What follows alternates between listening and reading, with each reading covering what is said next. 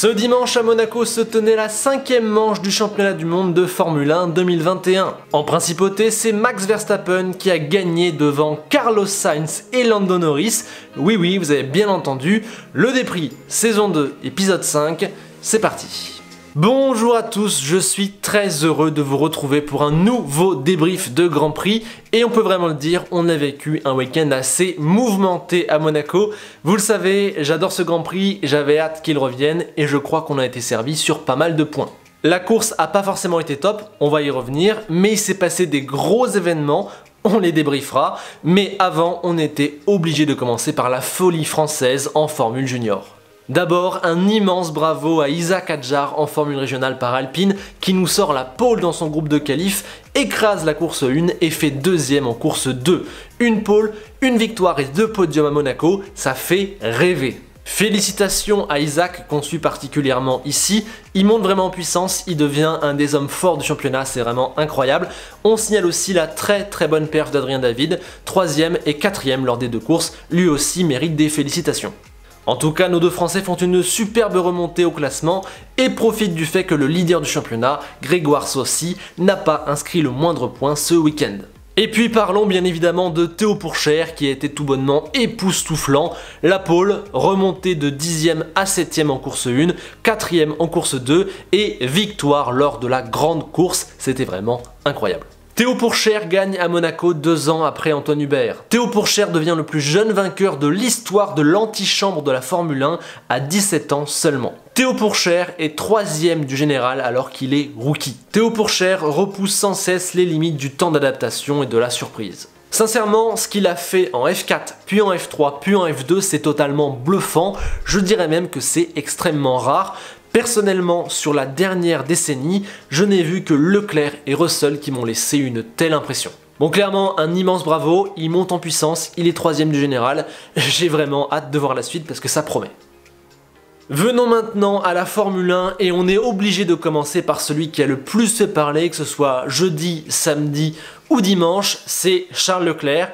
Il nous aura fait passer par toutes les émotions et malheureusement par la pire à la fin.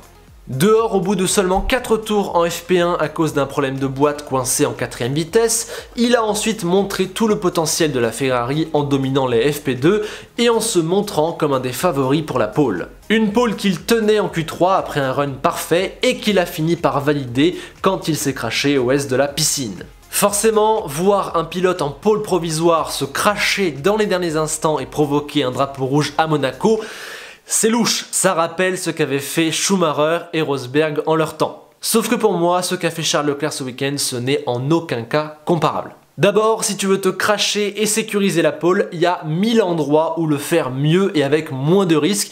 Suffisait simplement de taper l'aileron avant un Sainte-Dévote, ça suffisait. Ensuite, se cracher comme ça à la piscine, c'est une erreur qui est très commune. Latifi a fait exactement la même le matin même et Verstappen s'est craché 2 fois par le passé. C'est une erreur vraiment habituelle, contrairement aux erreurs de Rosberg et Schumacher qui elles étaient vraiment non conventionnelles, ça se voit. Enfin, le mouvement du volant ou le bruit du moteur n'ont rien d'anormal et la télémétrie n'a rien révélé car la FIA a décidé qu'il n'y avait pas de sanction.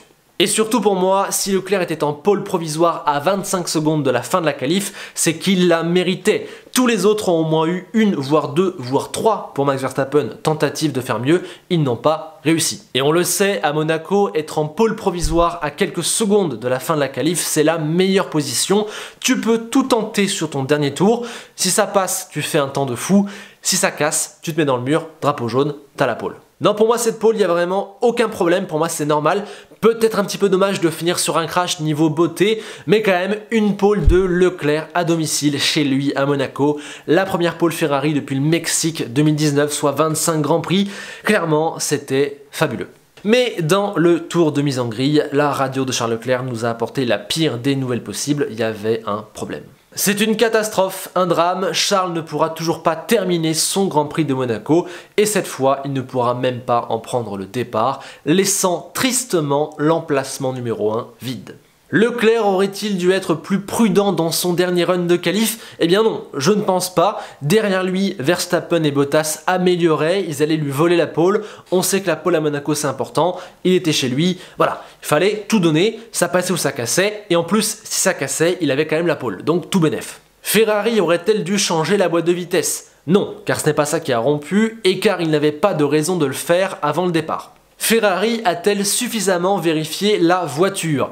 Là, en revanche, il y a un petit doute, on ne sait pas encore. Voici la liste de tous les éléments qu'ils ont changés. Binotto a dit qu'il n'avait pas trop regardé la transmission arrière gauche. Voilà, on ne sait pas, ils vont analyser, on verra dans quelques jours s'il y a eu un manquement de l'écurie ou pas. Bref, dans tous les cas, j'ai un peu envie de dire que la finalité est la même. J'ai vraiment extrêmement mal au cœur pour Charles Leclerc. Les images faisaient vraiment de la peine à voir en avant et en après-course.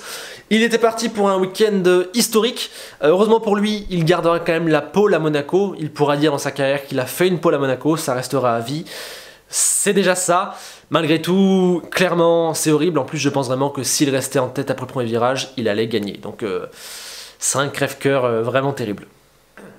Cet abandon laissait en revanche le champ libre à Max Verstappen qui s'était lancé premier depuis la deuxième place. Au départ, il a directement et fermement dit non à Valtteri Bottas en se décalant. Je crois même que Valtteri a dû légèrement lever le pied et ensuite ça a été une promenade de santé de bout en bout. Une fois l'arrêt parfaitement effectué, il ne craignait plus rien et remporte son premier Monaco, ce qui lui permet d'être en tête du championnat pour la première fois de sa carrière. C'est clairement une opération dorée pour Max, victoire à Monaco, tête du championnat et confiance au maximum pour la suite des événements. Et puis, triompher sur le rocher alors que tu joues le titre face à Lewis Hamilton, ça va clairement aider Max Verstappen, que ce soit pour sa saison, sa carrière ou son histoire. C'est peut-être un nouveau tournant de l'histoire de Max Verstappen.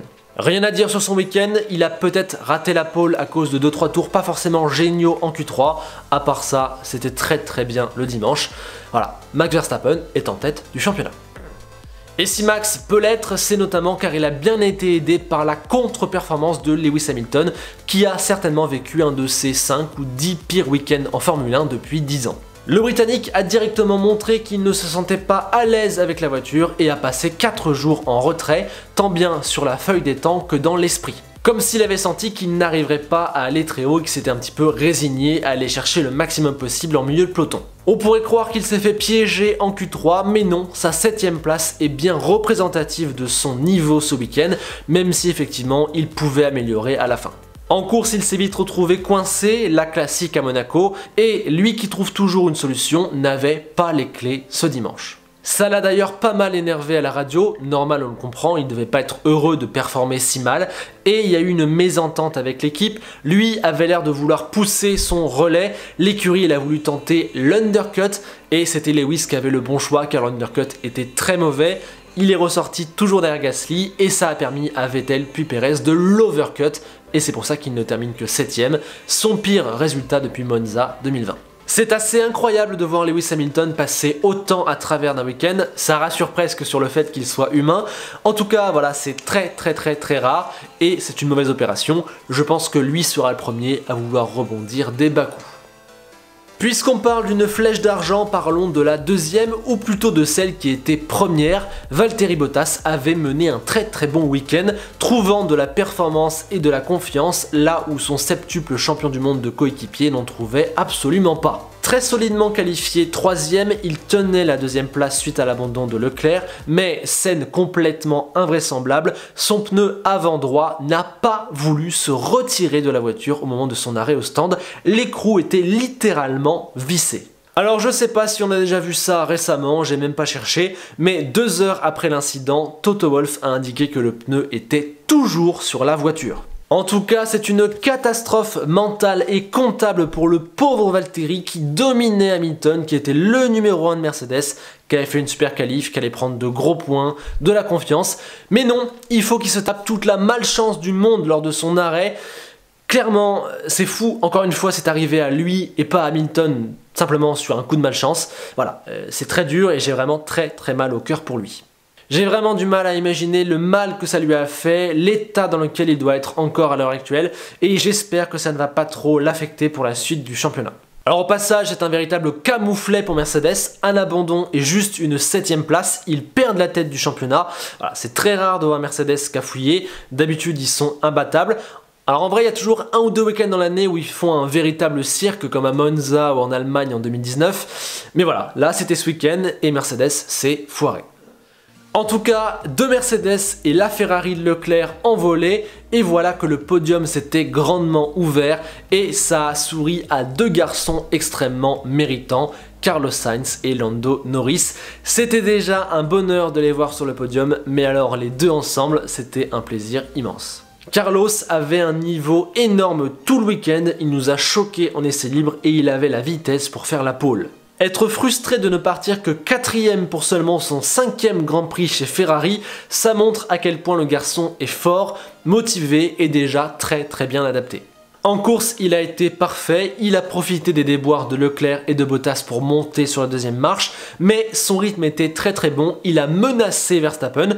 Clairement, Carlos avait le deuxième meilleur rythme de la course, il a pris la deuxième place, c'est mérité pour lui. Son 3e podium en carrière, le premier en rouge, fait vraiment chaud au cœur. Et voilà qui redonne du baume au cœur à cette écurie, même si elle aurait préféré avoir deux voitures à l'arrivée. Forcément, les sentiments seront partagés au sein de la Scuderia. Le week-end aurait pu encore être largement meilleur, mais ils peuvent être rassurés. Leur voiture est vraiment très bonne et leur duo de pilotes est pour moi le meilleur du plateau sur tous les plans. Norris, lui, ne cesse de surperformer avec sa McLaren, il semble en parfaite osmose avec sa machine et il arrive à concrétiser. À la régulière totale, je pense que la place de Norris c'était plutôt 5e ou 6e, mais il a fait le tour parfait en qualif, ça lui a donné la 5e place. Et voilà, ensuite il a été parfait, il a tenu, c'est déjà son 2e podium de la saison. Voilà, un immense bravo à Lando Norris encore une fois. Une réussite et une joie qui contrastent avec l'immense claque dans la tronche que s'est pris Daniel Ricciardo. Alors, hormis à Barcelone, Ricciardo avait déjà beaucoup de mal à tirer de la performance de sa McLaren. On le voit dans les radios, on le voit sur la piste, il n'y arrive pas, voilà, c'est assez terrible à voir. Mais ce week-end, ça a été pire que tout, il prend une seconde en Q2. Au départ, il perd quelques places, il finit hors du top 10, il a pris un drapeau bleu sur son propre coéquipier au bout de seulement quelques boucles. Voilà, clairement, ça fait très mal. Alors je ne dirais pas que c'est un échec ou que je suis inquiet pour Daniel, non, clairement pas. En revanche, on commence à comprendre que l'adaptation va mettre vraiment du temps. Je ne serais pas étonné s'il faut carrément jeter toute sa saison à la poubelle, ou en tout cas la majeure partie. On continue de dérouler le top 10 avec Sergio Pérez à la 4e place qui a vécu pas mal de montagnes russes et qui aurait pu avoir mieux s'il arrivait mieux à maximiser la performance de sa voiture sur un tour. Mais voilà, on sait que Checo n'a jamais été très fort en qualif, on sait que la Red Bull elle est particulière, il vient d'arriver, voilà, malheureusement du coup ça fait un gros écart, il ne part que 9e et ça lui porte préjudice, s'il partait un peu plus haut c'était podium. Et oui, car en course, il est toujours très fort sur les relais, même avec une Red Bull qu'il ne connaît que très peu. On l'a vu directement, il a pris les meilleurs tours en course. Et ensuite, quand les autres se sont arrêtés, lui, il est resté en piste, il a eu le champ libre, il a pu dérouler son propre rythme. Et c'est là qu'on a vu qu'il était très bon, car il a overcut Hamilton, Gasly et Vettel pour s'offrir la 4e place. Il ne termine même pas très loin de Norris, malheureusement, impossible de passer. Encore une fois, Checo avait le rythme des leaders le dimanche. Malheureusement, il lui manque toujours soit la qualif, soit le départ. Voilà, je continue de rester confiant. Cette 4e place reste son meilleur résultat avec Red Bull pour l'instant. Voilà, j'espère qu'il est lancé. Un autre qui s'est lancé, qu'on n'attendait pas forcément et qui a pris ses premiers points, ses 10 premiers points de la saison, c'est Sébastien Vettel. Et au bon sang que ça fait plaisir, lui qui traversait le désert l'an dernier chez Ferrari et qui avait du mal et de la malchance en ce début de saison. À Monaco, il a fait parler son talent, son expérience et a aussi profité de quelques améliorations sur la Stone qui semblait mieux marcher. Deuxième Q3 de la saison, un départ parfait, un overcut sur Lewis et Gasly, le plus beau moment de la course en résistant aux Français à Massenet et une 5e place en guise de récompense. Mérité pour Seb qui travaille consciencieusement et silencieusement depuis le début de saison et qui commence à en récolter les fruits. Voilà, grand plaisir. En comparaison, Stroll retombe un petit peu dans l'anonymat, il est dominé, éliminé en Q2, mais en course, il a su profiter de sa stratégie décalée. Parti en pneu hard, il a pu prolonger son relais et profiter de la lenteur d'Ocon sur les gommes médium pour overcut pas mal de pilotes et prendre la 8e place. Donc décidément, l'overcut c'était la bonne stratégie dimanche. 5e et 8e au final, Aston Martin fait une très bonne opération, ils prennent 14 points et ils repassent devant Alpine et AlphaTauri, malgré le fait que nos Français aient fait 2 très beaux week-ends. Gasly a totalement tiré profit de son AlphaTauri et a devancé Hamilton tout du long, excusez du peu, une 6e place réjouissante. Ocon lui a une nouvelle fois montré qu'il était le numéro 1 d'Alpine en ce début de saison. Pendant qu'Alonso sort en Q1, lui passe à quelques centimètres d'une Q3. Le dimanche, il passe Giovinazzi via les stands et parvient à résister malgré une nouvelle erreur stratégique d'Alpine qui l'a renvoyé en piste avec des médiums alors qu'il fallait des hards. Esteban a vraiment tourné au ralenti, il finit très loin avec 4 pilotes qui klaxonnaient derrière lui, mais il a réussi à rester devant et il prend les 2 seuls points d'Alpine, des points très précieux. Un grand bravo Esteban qui continue sur sa très bonne lancée et qui fait le job parfait. Au passage, un mot sur Alonso, c'est pas assez. Lui-même le dira, son week-end n'est pas bon du tout, voilà, il lui manque beaucoup de choses dans beaucoup de domaines. On voit qu'il n'est pas à l'aise avec la voiture, il sort en Q1, le dimanche c'était pas fou. Bref, pour l'instant, la dure réalité, c'est que Alonso n'y est pas. Terminons le top 10 avec une nouvelle qui fait vraiment plaisir, le premier point enfin d'Alfa Romeo, obtenu grâce à un super Antonio Giovinazzi. L'Italien a été chercher sa Q3 avec un tour parfait entre les rails et le dimanche il a assuré malgré la pression. Dommage d'avoir été bloqué par Ocon, je pense qu'il avait même le rythme pour aller chercher la 8e place. Sincèrement, un grand bravo à Antonio qui ce week-end a quand même montré qu'il a appris des choses en 2 ans de Formule 1, ça fait plaisir, j'espère qu'il pourra continuer. Kimi termine juste derrière et a pu revenir grâce au bouchon Ocon, sans ça il prenait quand même une petite distance par son coéquipier, en qualif comme en course. Dans la deuxième moitié de tableau, on a déjà parlé des grosses déceptions Alonso et Ricciardo. On n'a pas encore parlé des 2 pilotes Williams qui malheureusement n'ont pas pu faire grand chose parce que la voiture était nulle part ce week-end. Grosse déception pour l'écurie. Russell a au moins eu le mérite d'aller en Q3. Latifi a eu le mérite de faire une course pas trop loin de son coéquipier. Mais c'est tout ce qu'on peut dire sur eux. En revanche, on a Yuki Tsunoda qui a encore vécu un week-end très compliqué. Il touche le mur en FP2, il sort dès la Q1, il fait un rythme vraiment pas terrible en course, il termine à la régulière derrière les 2 Williams. Voilà, ça va pas. Forcément, ça contraste avec son exceptionnel week-end de Bahreïn lors de la première manche de la saison.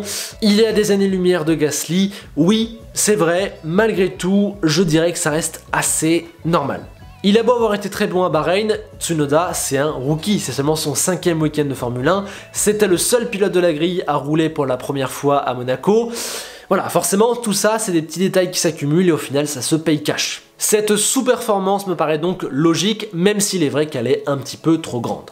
Il faudra donc du temps à Yuki pour monter en puissance, j'espère que ce sera visible sur toute la saison. Voilà, maintenant je pense qu'il faut un petit peu oublier Bahreïn, c'était le coup d'une fois, voilà, maintenant il est dans la dure réalité. Enfin, un mot sur les 2 pilotes As qui terminent quand même à 3 ou 4 tours, je ne sais plus. Un mot pour dire que Mazepin a été le meilleur des 2. On lui avait demandé de ne pas casser la voiture, de faire les tours, d'aller au bout du Grand Prix. Il l'a fait, c'est bien. Pour Mick en revanche, c'était beaucoup plus compliqué, trop d'erreurs, clairement, il allait sauver son week-end avec encore une fois une bonne course le dimanche. Voilà, malheureusement, il y a eu ce problème moteur momentané. Bref, c'était un moins bon week-end pour Mick que pour Nikita, tout simplement. Avant de passer au classement, 2 petites anecdotes. D'abord, on en parlait lors de la vidéo preview de la semaine dernière, il n'y a pas eu le moindre dépassement lors de la course, en dehors du premier tour bien évidemment.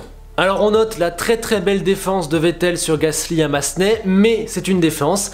Personne n'ajoute un dépassement à Monaco à son palmarès. Il n'y a rien eu à la rascasse, il n'y a rien eu à la chicane, il n'y a rien eu à Sainte-Dévote. Voilà, c'est comme ça, certains diront que c'est un scandale, que c'est nul, etc. Vous savez que je ne suis pas du tout de cet avis. Pour moi, c'est ça Monaco, c'est ça qui fait son charme. C'est un week-end dans l'année où c'est comme ça, la qualif fait tout, faut être devant au départ. Si tu gagnes, c'est prestigieux, le Grand Prix est long, c'est comme ça, c'est Monaco, on le sait tous, et vu que c'est une fois dans l'année, ben c'est parfait. Ensuite, deuxième anecdote, il n'y a pas eu de safety car, de virtual safety car, ni même le moindre petit drapeau jaune durant tout le Grand Prix. C'est clairement incroyable, je sais pas si on a déjà vu ça récemment à Monaco, je sais pas à quand ça remonte ailleurs qu'à Monaco, mais il faut avouer que c'est quand même un fait super rare que je voulais souligner.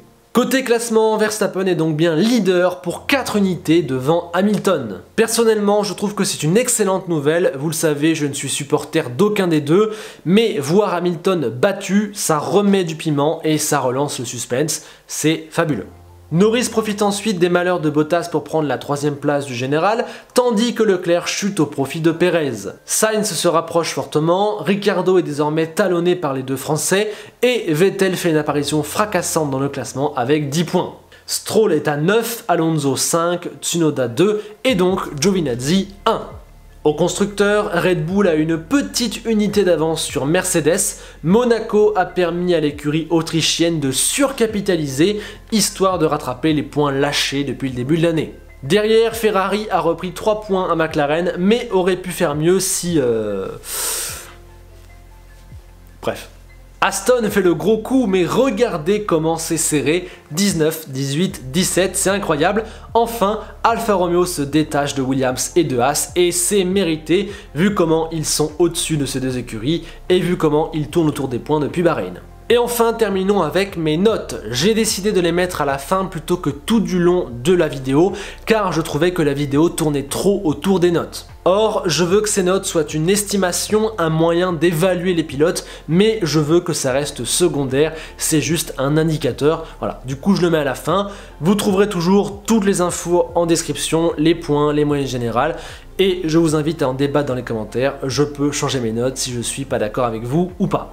Donc voici, ma meilleure note est pour Sainz, suivi de près pour Max, Seb, Valtteri, Lando et Pierre. Je plébiscite aussi Pérez, Ocon et Giovinazzi, note moyenne et normale pour Stroll, Russell, Kimi et Mazepin.